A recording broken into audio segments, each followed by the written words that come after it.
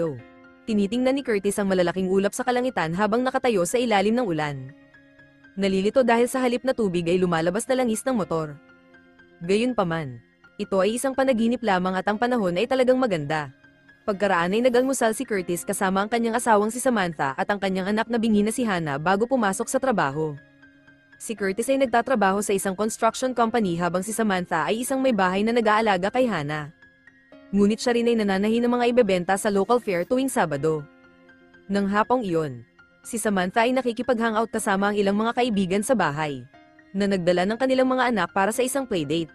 Napansin ng isa sa kanila na si Hannah ay nakakuha ng isang mapanganib na piraso ng kahoy na may mga pako kaya kailangang sumugod si Samantha sa labas upang pigilan siya dahil ang pagsigaw ng mga babala ay halatang hindi gumagana. Ilang sandali pa, umuulan ng malakas kaya't ang mga construction worker ay huminto sa maghapon at ang mga empleyado ay sabay-sabay na uminom sa bar. Sa bahay, itinuro ni Samantha kay Anna ang palatandaan ng bagyo habang pinapanood ng ulan sa bintana. Pagkatapos ng bar, ibinaba ni Curtis ang kanyang katrabaho at mahal na kaibigan na si DeWort sa bahay. Saglit silang nagchat at sinabi ni DeWort na maganda ang buhay ni Curtis. Gayunpaman, inamin ni Curtis na ang mga bagay ay hindi palaging kasing ganda ng tila. Naputol ang kanilang pag-uusap nang lumabas ang asawa ni DeWort. Tahimik na hinihiling sa kanya na pumasok sa loob. Pagkaraan ay umuwi si Curtis at tinitingnan si Hannah habang ibinahagi ni Samantha na ang babae ay nahihirapan pa rin kumonekta sa ibang mga bata. Kinabukasan, naglilinis si Curtis ng basura para hindi maaga ni Hannah ang iba pang mapanganib na bagay. Sa sandaling iyon, isang malakas na bagyo ang lumitaw sa kalangitan at biglang tumama sa lupa ang isang kidlat, na naging dahilan upang ang aso ni Curtis na si Red ay tumahol na parang baliw. Habang gumagalaw si Curtis para hawakan ang kamay ni Hannah, kumalas ang aso sa kadena nito at inatake si Curtis. Marahas na kinagat ang braso nito. Gayunpaman, nagising si Curtis sa kanyang silid dahil isa na naman itong bangungot. Habang nag-aalmusal, hindi mapigilan ni Curtis na isipin kung gaano kay Toto ang naramdaman ng panaginip. Nakita niyang nakikipaglaro si Hannah kay Red at nag-aalala, kaya inilayo niya ito sa aso. Nang tanungin ni Samantha kung ano ang mali, pamitik si Curtis at umalis nang hindi man lang ginalaw ang kanyang almusal. Sa ibang pagkakataon sa trabaho, patuloy na naabala si Curtis at hindi tumitigil sa pagtitig sa kanyang braso habang nagpupulong. Iniisip na nararamdaman pa rin niya ang sakit. Nagalit ang amo na si Jim sa pagkaantala na dulot ng ulan at gusto niyang makahabol sila ngayon. Sa kanyang pagpunta sa site, hiniling ni Curtis kay DeWort na tulungan siyang kumuha muna ng ilang karagdagang mga supply. Maya-maya ay nagpahinga si Curtis at nakita niya ang isang pulutong ng mga itim na ibon sa kalangitan na lumilipad sa kakaibang pattern. Tinanong niya si DeWort kung sa tingin niya ay kakaiba ito. Ngunit walang nakita si DeWort, dahil sa mga dagdag na oras na ginagamit upang abutin ang naantalang trabaho. Nahuli si Curtis sa komperensya ng magulang at guro sa paaralan ni Hannah. Natatakpan na rin siya ng putik dahil hindi siya nakapag-shower. Itinuro sa kanila ang higit pa tungkol sa mahahalagang sign language para sa kanilang mga anak, na kailangang sanayin pa ni Curtis. Dahil wala siyang gaanong oras kay Hannah gaya ni Samantha, hindi pa siya nakakaalam ng sapat na mga salita. Maya-maya, umuulan muli at si Curtis ay nagmamadaling sumakay sa kotse kasama ang kanyang anak na babae. Ang ulan ay mahirap makita at ito ay nagpapabagsak sa kanila. Dumudugo ang ulo ni Curtis pero okay lang si Hannah. Sa sandaling iyon, lumitaw ang mga lalaki sa labas ng kotse at sinimulang basagin ang mga bintana. Habang ang isang lalaki ay nakahawak kay Curtis habang ang isa ay kinikidnap ang babae. Biglang nagising si Curtis na sumisigaw.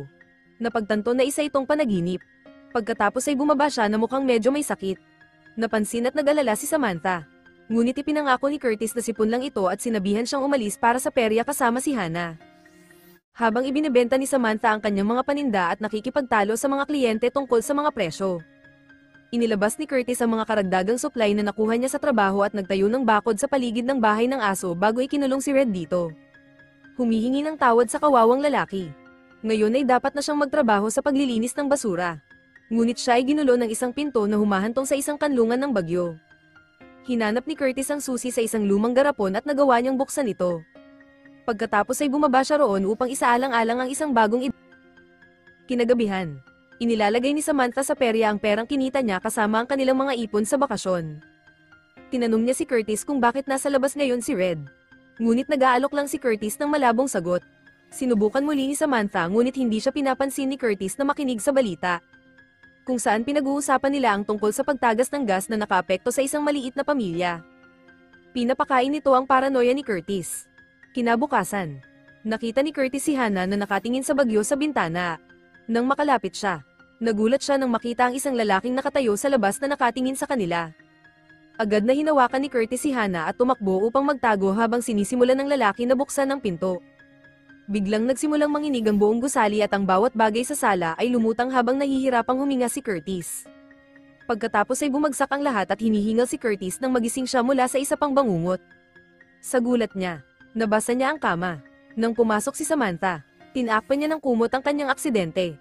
Hiningi ni Curtis ang numero ng doktor at sinubukan ni Samantha na tingnan siya dahil sa pag-aalala. Gayunpaman, sinaman siya ni Curtis para hindi niya makita ang basang kumot. Agad siyang humingi ng paumanhin para sa kanyang pagsabog. Sinisisi ito sa masamang pakiramdam. Ngunit sinabi pa rin niya sa kanya na pumunta sa simbahan dahil maaari niyang alagaan si Hana. Matapos mawala si Samantha, pinalitan ni Curtis ang mga kumot at hinugasan ng ebidensya. Nang maglaon, dinala ni Curtis si Hana sa silid-aklatan at ginulo siya ng isang libro para sa mga bata habang naghahanap siya ng impormasyon tungkol sa sakit sa isip. Sa kanilang pagbabalik, huminto sila sa isang grocery store upang bumili ng maraming dalatang pagkain. Dahil dito, nahuli sila sa tanghalian kasama ang pamilya ni Hana, na hinusgahan siya sa pagliban sa simbahan. Sa hapon, sinimulan ni Curtis na linisin ang kanlungan ng bagyo at iniimbak ang lahat ng dalatang pagkain na dala niya sakaling magkaroon ng emergency. Pagkatapos ay nanatili siya roon na nagbabasa ng mga aklat sa aklatan. Makalipas ang ilang sandali, sa wakas ay nagpatingin si Curtis sa isang doktor at ipinaliwanag na nahihirapan siyang matulog sa loob ng 4 na araw. Sa una ay iniisip ng doktor na hindi ito isang malaking bagay. Kaya sinabi rin sa kanya ni Curtis ang tungkol sa mga bangungot. Nainamin na nabasa niya ang kama at patuloy niyang naramdaman ng sakit mula sa kagat ng aso. Pumayag ang doktor na bigyan siya ng gamot sa loob ng ilang araw at sinabihan siyang kumonsulta sa isang psychiatrist sa Columbus. Samantala, bumisita si Samantha sa ahensya ng seguro upang magtanong tungkol sa operasyon upang maibalik ang pandinig ni Hana. Mabuti na lang at naaprubahan ang kanyang kahilingan at sasagutin ang lahat ng gastusin dahil napakagandang patakaran ang mga alok ng trabaho ni Curtis. Kasabay nito ay pumunta si Curtis sa Batika upang kunin ang kanyang gamot at nagulat siya nang malaman na hindi niya kailangang magbayad ng maraming salamat sa kanyang insurance. Nang gabing iyon, may masarap na hapunan ng magkasama ang pamilya habang ipinagdiriwang nila ang mabuting balita. Ngunit hindi sinabi ni Curtis sa kanila ang tungkol sa kanyang gamot. Habang naghahanda para matulog, nagsimula na si Samantha sa paggawa ng mga plano para sa isang bakasyon dahil hindi na nila kailangang mag-alala tungkol sa pera. Palihim na iniinom ni Curtis ang gamot sa banyo. Kinaumagahan, nagising si Curtis na nakakaramdam ng pahinga at napansin ni Samantha na mas malusog din siya. Gayunpaman sa trabaho, nakikipag-chat pa rin si Curtis kay Dewart tungkol sa tamang dami ng pagkain para sa isang silungan. Biglang nagsimula siyang makarinig ng kulog sa kalangitan, na malinaw pa rin. Tinanong niya si Dewart at wala siyang narinig. Kaya nataranta si Curtis at tumakbo sa basurahan para sa muka. Nahihirapan sa panic attack, umalis si Curtis sa kanyang trabaho at nagsimulang magkaroon ng problema sa paghinga habang nagmamaneho. Kaya titinigil niya ang sasakyan upang magpahinga sandali at mabawi ang kontrol. Nang sa wakas ay kalmado na siya, napansin niya ang isang lugar na nagbebenta ng mga lalagyan at kumuha ng isa upang palawakin ang kanlungan. Makalipas ang ilang sandali ay binisita niya ang kanyang ina, na hindi maganda ang pag-uugali dahil sa mabigat na gamot. Lumalabas na nagkaroon siya ng paranoid schizophrenia sa halos parehong edad na ngayon ni Curtis. Nag-aalala siya na baka ganoon din ang nangyayari sa kanya at sinusubukan niyang magtanong. Ngunit hindi niya gaanong naaalala ang tungkol sa mga nakababahalang taon na iyon. Pagkatapos ay tinawagan ni Curtis ang kanyang doktor upang ipaliwanag na hindi siya maaaring magmaneho hanggang sa Columbus para sa isang psychiatrist. Kaya humingi siya ng alternatibo. Nang gabing iyon ay kinakalkula niya kung magkano ang gagastusin upang gawing isang buong bunker ang kanlungan. Kinaumagahan pumunta siya sa bangko at kumuha ng pautang sa pagpapaganda ng bahay nang hindi sinasabi sa kanyang asawa at binabalewala ang mga babala ng kanyang ahente. Nang maglaon sa trabaho, humingi ng tulong si Curtis kay Dewart dahil gusto niyang kumuha ng ilang kagamitan mula sa trabaho para itayo ang kanyang bunker. Labag ito sa mga patakaran. Ngunit pumayag si Dewart na tumulong. Tinanong din siya ng nag-aalalang si Dewart kung ayos lang siya. At tiniyak sa kanya ni Curtis na siya. Pagkatapos ng trabaho, pumunta si Curtis sa isang lokal na tagapayo at ibinaba ang lahat ng kanyang mga teorya batay sa pananaliksik na ginawa niya. Ipinaliwanag ng babae na siya ay isang tagapayo lamang kaya hindi niya siya masuri o magreseta ng anuman. Ngunit maaari silang makipag-usap upang magabayan siya sa kanyang krisis. Nagsimula siyang magsalita tungkol sa kanyang ina. na isang araw ay umalis sa pamilya at kinailangan ng kanyang ama na bumuhay sa kanya at sa kanyang kapatid. Kalaunan ay natagpuan siyang kumakain ng basura mula sa isang dumpster at kinailangan nilang ilagay siya sa isang ospital ng estado. Nagsisimula na rin siyang magbukas tungkol sa kanyang mga pangarap. Sa gabi, ang pamilya ay pupunta sa isa pang pulong sa paaralan. Sa kanilang pagbabalik, inihinto ni Curtis ang sasakyan dahil nakakakita siya ng napakaraming kidlat sa kalangitan. Gayunpaman, natutulog pa rin ang kanyang pamilya at walang ibang driver na nagre-react. Kaya mas nag-aalala siya sa kanyang mental health. Noong Sabado habang nasa perya sina Samantha at Hannah, nagsimulang magtrabaho sina Curtis at Duworth sa shelter. Nang dumating si Samantha at nakita ang lahat, nabigla siya at nagkaroon ng pagtatalo. Lalong nagalit si Samantha nang marinig niyang nagpahiram si Curtis at sumigaw habang humihingi ng paliwanag sa lahat ng kakaibang desisyon niya nitong mga nakaraang araw. Tulad ng pagkukulong kay Red. Gayunpaman, sinabi ni Curtis na walang dapat ipaliwanag at umalis sa silid upang tingnan si Hannah habang si Samantha ay may pagkasira. Nang gabing iyon, mas maraming gamot ang iniinom ni Curtis kaysa sa nararapat. Sa kalagitnaan ng gabi, nagising si Samantha nang matuklasan niyang may seizure at duguan si Curtis sa tabi niya. Agad siyang tumawag ng ambulansya. Hindi pinapansin si Curtis kapag sinabi niyang hindi ito kailangan. Makalipas ang ilang sandali pagkaalis ng mga paramedic, sa wakas ay sinabi ni Curtis kay Samantha ang lahat. Nanunumpa siyang madalas siyang pumupunta sa tagapayo dahil ayaw niyang iwan ang kanyang pamilya tulad ng ginawa ng kanyang ina. Kinabukasan, dinala ni Curtis at Samantha si Hannah sa ospital para sa isang check-up at ang kanyang operasyon ay naka-schedule sa 6 na linggo. Sa trabaho, pinuntahan ni Curtis ang kanyang amo at hiniling sa kanya na alisin si Duworth sa kanyang mga tauhan dahil ayaw niyang magbigay ng utos sa kanyang matalik na kaibigan. Iniisip ni Jim na kakaiba ito ngunit sumang-ayon bago ituro na si Curtis ay maraming nawawala sa trabaho. Ipinaliwanag ni Curtis na dahil ito sa mga pagbisita sa doktor ni Hannah. Ngunit binigyan siya ni Jim ng babala. Pagkatapos ng trabaho, pumunta si Curtis sa isang tindahan para bumili ng mga gas mask na napakamahal pala. Samantala ang asawa ni Duworth ay nagsabi kay Samantha tungkol sa mga alingongaw sa likod ng pag-uugali ni Curtis. Ngunit si Samantha ay naging nagtatanggol at nanunumpa na sila ay maayos. Makalipas ang ilang sandali, nagtatrabaho si Curtis sa shelter nang binisita siya ng kanyang kapatid na si Kyle, na nakarinig tungkol sa kanyang kakaibang pag-uugali mula kay Samantha. Nag-aalala si Kyle sa kalusugan ni Curtis ngunit patuloy na sinasabi ni Curtis na ayos lang siya at sinabihan si Kyle na bisitahin ang kanilang ina. Malinaw na ang magkapatid ay may napaka-awkward na relasyon. Bago umalis si Kyle, naalala ni Curtis na naghahanap siya ng aso at hiniling sa kanya na kunin si Red. Sa isang mabagyong hapon, pumasok si Curtis sa kusina at nakitang basang-basa si Samantha sa ulan. Nagkatitigan sila saglit bago niya naisip ang kumuha ng kutsilyo. Gayunpaman ito ay isa pang panaginip. Sa almusal, hindi maalis ni Curtis ang nakakatakot na bangungot na pakiramdam at kapag sinubukang hawakan ni Samantha ang kanyang kamay. Inilalayo niya ito. Sa sandaling iyon, napansin nilang naghihintay si Jim sa labas. Si Curtis ay nagmamadaling makipagkita sa kanya at nakarinig ng kakilakilabot na balita. Nalaman ni Jim ang tungkol sa kagamitang hiniram ni Curtis ng ilegal. Kaya't sinibak niya ito sa loob lamang ng 2 linggong medical insurance. Si Duworth ay binigyan din ng 2 linggong walang bayad na administrative leave para sa pagtulong. Nang ibahagi ni Curtis ang balita kay Samantha, sinampal niya ito bago nagmamadaling lumabas ng silid kasama si Hannah. Nang maglaon, pumunta si Curtis sa kanyang tagapayo upang matuklasan lamang na ang babae ay inilipat at mayroong isang bagong lalaki. Nais ng lalaking ito na magsimula siyang muli sa simula. Ngunit hindi na kayang kunin muli ni Curtis ang kanyang ina at mawala ang pag-unlad kaya umalis siya nang walang salita. Bumalik siya sa shelter at patuloy na ginagawa ito. Samantala si Samantha ay patuloy na nag-aayos ng mga damit ng kapitbahay para sa dagdag na pera.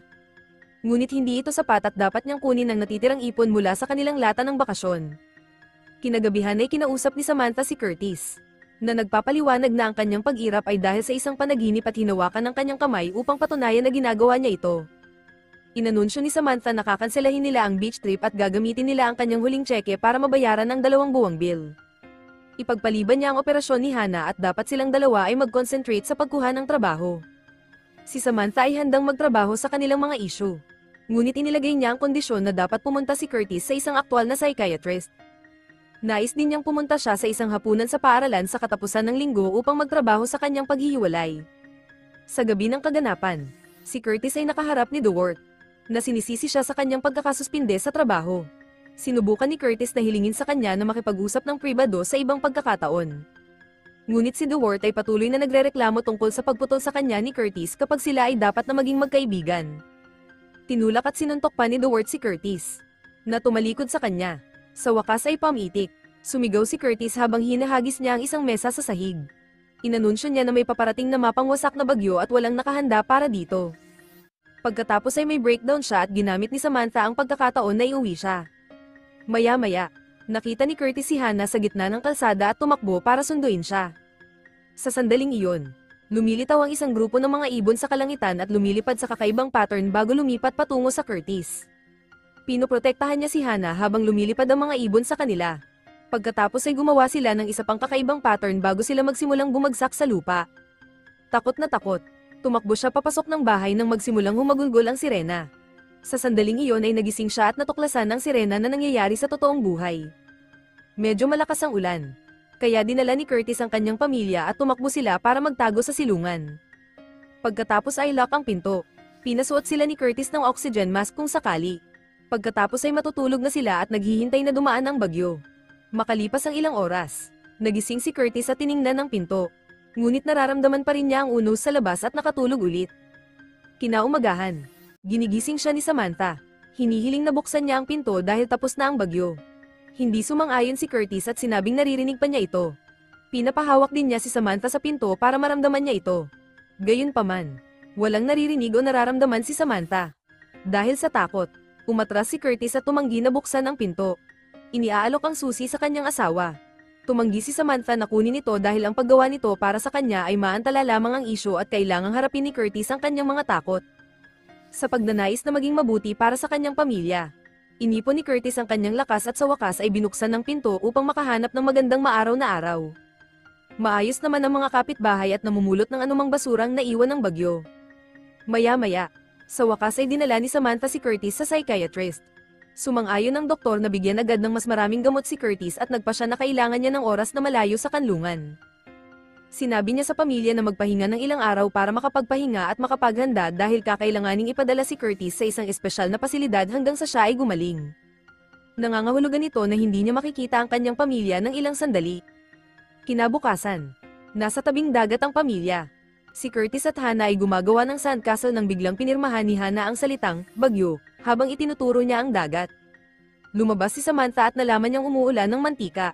Sa sandaling iyon ng buong pamilya ay nakakita ng isang malaking madilim na bagyo na papalapit sa malayo at si Curtis ay lumingon kay Samantha, na tumango sa kanya upang kumpirmahin na nakikita niya rin ito.